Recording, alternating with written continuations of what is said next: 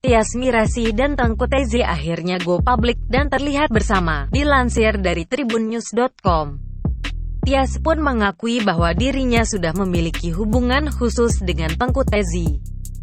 Saat bertemu awak media, Tyas meminta doanya untuk hubungan yang baru saja dijalani bersama dengan Teuku saat ditemui di kawasan Mampang Perapatan, Jakarta Selatan, Jumat tanggal 17 Juni tahun 2022.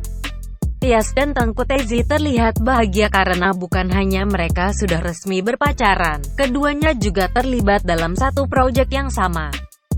Sekedar informasi, Tyas Mirasih dan Teuku Tezi sudah digosipkan menjalin hubungan asmara sejak keduanya dalam proses cerai dengan mantan masing-masing. Kedua juga sempat menutupi hubungan asmara mereka dari publik. Namun belakangan Tyas dan Teuku tampil mesra dalam beberapa unggahan di Instagram dan TikTok.